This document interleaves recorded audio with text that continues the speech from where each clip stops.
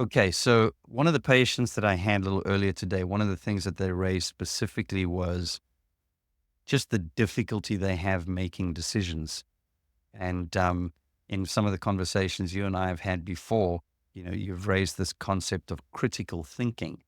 And if I think about what perspective for life is in its transformation system that we're working on, and how that would translate into the sort of series of applications in terms of relationship and in terms of personal struggles and in terms of um, pursuits and goals, and even within a sort of a personal and corporate setting, I look at that and I say there's no way that you can separate good decision making from success.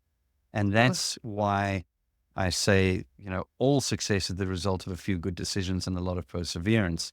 And I say that repeatedly, and I'm likely to continue that because I believe it so strongly and I think it reflects reality. So, with that, the whole purpose of trying to understand self and trying to understand others and trying to make sense of life in real terms is for the purpose of being able to assess self, assess situation and other people, so that with an accurate assessment, not a complete comprehensive assessment, but sufficient assessment, reliable enough to be able to say, how do I allocate my limited resources of time and energy and everything else we talk about to a particular course in order to bring about, well, what we wired for, and that is the kind of satisfaction in life that we are continually driven to pursue and preserve. So I've introduced it that, in sort of that length, because I know it's a subject that you think about a lot.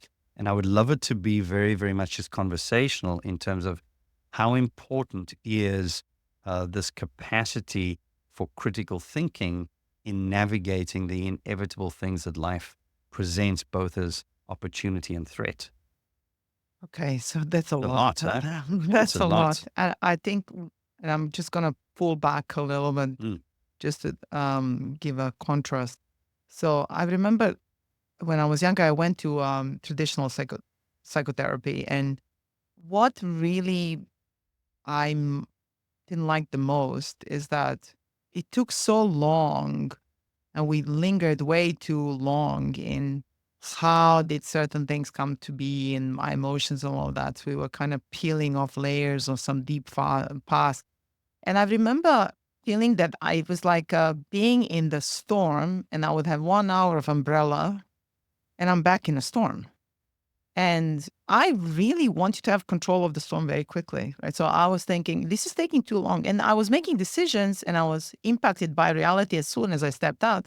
I was still not improving my decision making. I still didn't do anything better because we were still in a stage of archaeological excavation, to be honest. And then hopefully, and sometimes it was absolutely trial and mistake and dark and whatever echoed. And I found that ineffective, to be honest, especially if you are in a stage of experience something in a traumatic way or very emotionally, and it's influencing significantly in your quality of life. So, what I wanted to come back is that something was missing, right? And that's something that I discussed with you when we were looking at perspective for life. And I don't want to stay too long me talking here. Um, but I noticed that when I am able to step out of and disassociate from self and see self in the world as it is, I actually was creating far better vantage point to discuss and I could make decisions straight. So I was making more objective observation. And I think it was allowing me to make decisions instantly better. So my question to you is, how did you embed that intention in perspective for life somewhere? Or was that grew or was that really organically grew out of irritation of people like me coming to you? And I don't know if I actually presented, it was like a long winding question there, but Well, I'm going it's to, effectiveness. I want to do things.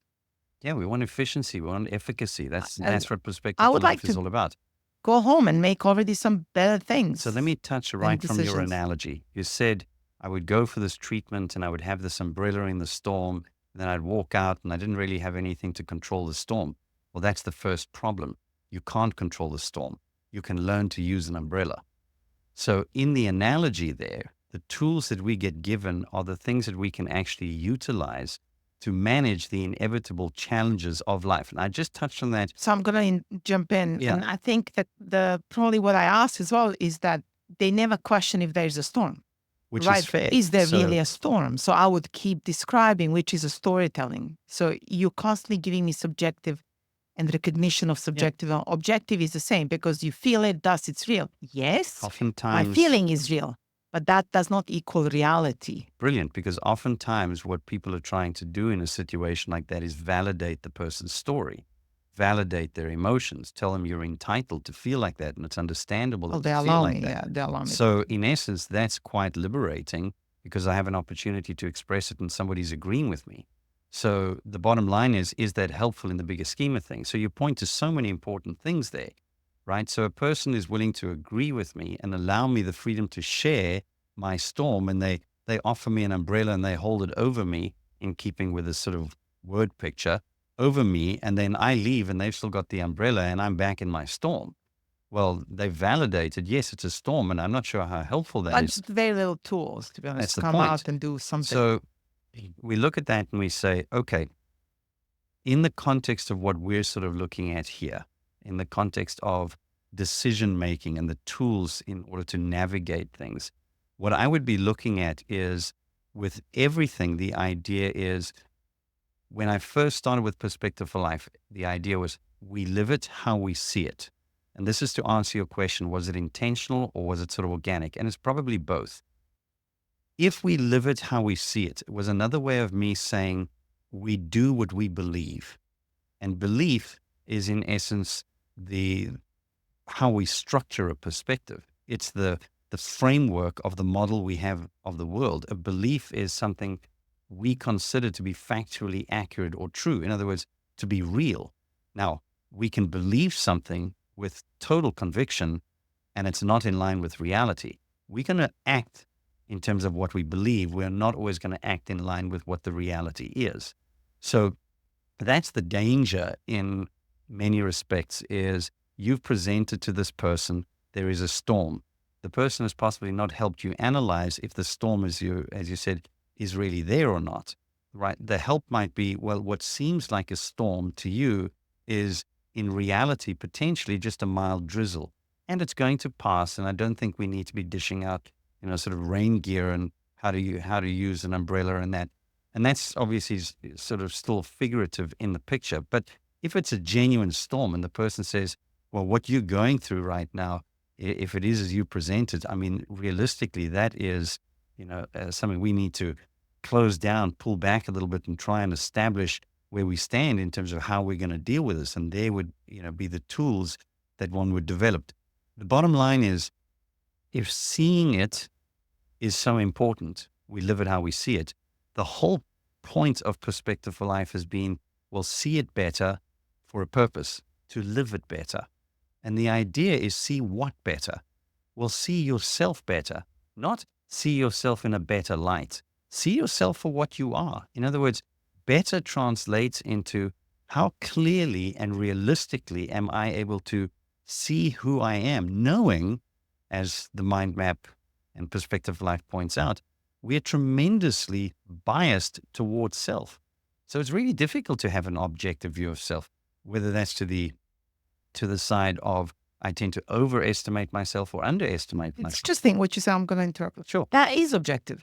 That what you just said, statement about self. We do this. That's objective. Yes, Now, it is. knowing We've that established the moment I know this, that the trickery of the mind, Yeah. the biases I can use, Yes.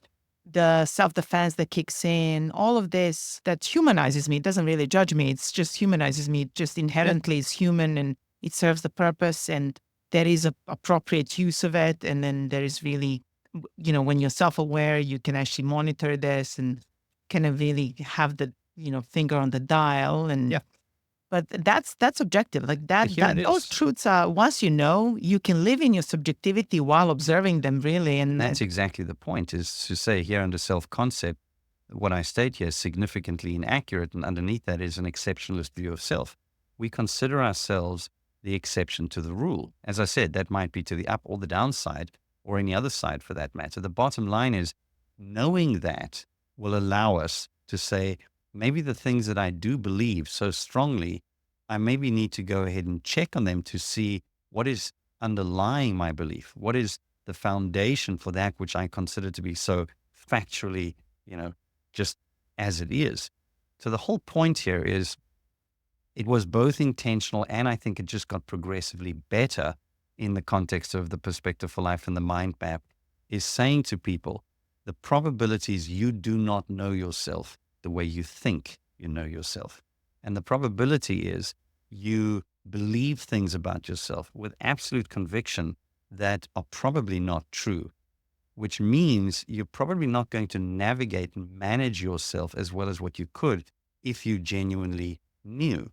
So part of the point of the critical thinking is going to be, how is it that I'm going to keep it real? Real about myself, real about others, and real about, the life I find myself in.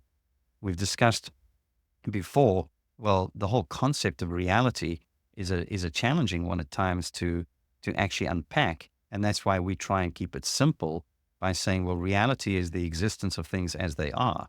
Well, what does that require? Well, that requires careful observation.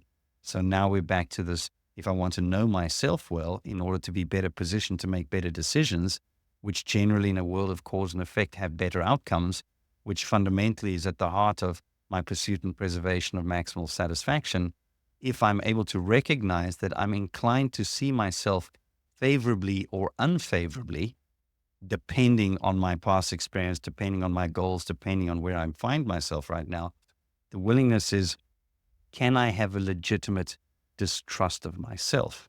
And that's right here. And that's one of the key components is, do you recognize that, and you hear me say this often, we don't know it all, we can't process it all, and even if we could, we wouldn't have the time. So what I realize is I'm navigating the complexity of reality and life with a very, very narrow view and probably a skewed view of myself and other people. So is it any wonder I'm finding myself sometimes lost, aimless, lonely, confused because things are not going the way that I expected? Off on a tangent quickly. If you ask me what I think a middle-age crisis is, it's life didn't turn out the way I thought it would. And then you ask yourself the question, well, why would that be the case? Well, because the view of yourself to begin with was probably not accurate to the point of our discussion. The view of life and the view of others and the expectations were just such things that you had constructed or believed because of what people were saying or whatever else. How much thought do we actually give to what we believe and what we do and everything that pertains to life, which is why that third element is, keep it thoughtful. Now, the tendency is for people to become overwhelmed in the thinking because it doesn't line up and it doesn't make sense. So instead of being thoughtful, I become overwhelmed and consumed in my thought space, which leaves me even more vulnerable to so many of the kinds of problems that people are facing today. All of that said to say, critical thinking is the willingness to be able to go ahead and say, I need to see things for what they are, as unemotionally as possible, as objectively as possible, knowing my limitations in that, and then being able to try and understand causality in life. This produces this, that produces that. And the more I can construct an understanding in my own perspective world, that model of reality that I carry with me and grow and adjust all the time as I make my way through life, the more I can be committed to that perspective alignment with reality, the better positioned I will be to think, which is again to process through what? The information that's in front of me. What am I looking at? What is it we're discussing? And how do I process that in the context of my expectations and beliefs and attitudes and the things that I want and the things that I fear and the things that I hope? How can I press those things down in many respects to ensure that they do not distort the perspective to have me arrive at a conclusion that's not reliable and that's going to form the basis for my decisions and actions. And then I'm going to sit with the outcome of that. So all of this is in many respects a willingness to say, I think the vast majority of people can go a long way, all of us, to question the basis of our beliefs, to recognize that beliefs are the things we think are real, we might be wrong, to recognize that the natural tendency we have is to see ourselves as correct because that's what we need in order to make good decisions. Well, the possibility is we might not be. So this concept of legitimate distrust of self and a willingness to learn and grow, I think underlies in many respects the capacity to grow, the ability to think critically. And it's essential if we want to manage life well. Okay, that was a, a lot to unpack, but I'm going to just come back to the expression that you use, live now well. Yeah. Okay. And so if you looking at what you just said, Mm. to actually have a triage of self, you have to have some reference points. Yes. And if I look at a mind map, and look at that expression, live well now, if I capture the fundamental pillars of reality or whatever govern in totality all of us, rather than, subjective reality. So by understanding how we all function, or at least having this Principally, yes. yes, that is a formula I can then contextualize with self Yes. and then immediately apply and then have some way to triage my own thinking and how well I'm thinking about Yes. this. So that can quite quickly translate into live well. Now I can immediately Live now well is now what I like one, to yeah, say. sorry. Yes. Actually, it keeps coming back to me in the other will. I think it's because everyone says it the other way. Yes. Yes. So to come back, that actually allows, if when we go all through the mind map and when I capture some foundational understanding of how the world and I function, Yes. I can actually straight away improve my Yes. decision making. I love what you capture there. The idea is that we live on the basis of decision or on the basis of past decision in the form of habit. At some point, we chose to do something, whether that remains something we have to consciously process in order to behave. That would be conscious, thoughtful, deliberate, intentional living. When we're living habitually, it's not because we didn't make a choice. It's we made a choice at some point in Yes. time that we have concluded requires no further thought. And this is something that we do and preserve then sort of thought space for the stuff we are not that convinced of yet. That's how I would break down sort of habitual living and, conscious, thoughtful, So if I can intentional put living. a foot mark there, Yeah. the habit has a reason why things get automated. I mean, on 100%. auto mode, and they're very important, really. I mean, Super we important. need to learn, and attention has to be open. So if you are constantly engaged with questioning everything, that would just be really It would be very. I mean, overwhelming. And yes, the and people who do that find you, themselves you have to overwhelmed. stay alert to novelty. Yeah. So things have to kind of fall Yeah. into folders and then kind of be on auto mode a little bit. So there is a Habit- function of it, and it's a good one. is in and of itself essential to life. Absolutely. Habit is one of those things, again, it's one of the efficiency processes and principles at work in the mind, the brain, the thinking, and the body as a whole. We are given to efficiency because we're in pursuit of infinitely maximal satisfaction with limited resources and opportunity. Well, the moment we secure, well, this is the behavior that gives us what we want, the sooner we can put that on autopilot, and we do even that habitually, the better, which frees us up to be able to navigate and process life. In other words, think. That is make unpredictable, decisions. actually. And that's why you need to be alert. Yes. Because if we've responded habitually to things that had changed, we'd find ourselves in trouble. So the idea here is live now well. The three things that I'm looking to capture is you're living anyway. You do not escape that. The question is, where are you living? Because I see a lot of people who are caught up in their thinking in this thought space or this attention zone, thinking about the past. They literally live there in their conscious state or in their presence with you. They are so consumed by past that they are not processing the present. And the same is true for the future. You sit with people who are so consumed about the worries of the future, all the excitement of the future, that in their thinking, where they ought to be assessing their situation and processing their situation, they're consumed with these two different times as opposed to being present, which is why I bring now first instead of well. So live you are. Now is come back to the present. You're physically here. Bring your mental, thoughtful state back here, right? And that is because that's where you need to be making your decisions. And your decisions are going to be the basis for the outcome to a large degree of what you're going to experience in the next minute, 5 minutes, day, week, year, decade, or however long you have. The well component defines, now that you're there, now that you're making decisions, don't make them loosely. Don't make them on the basis of purely what you feel, or this gut feel you have, or I trust my feelings. Horribly unreliable if you understand where feelings come from and what their roles are.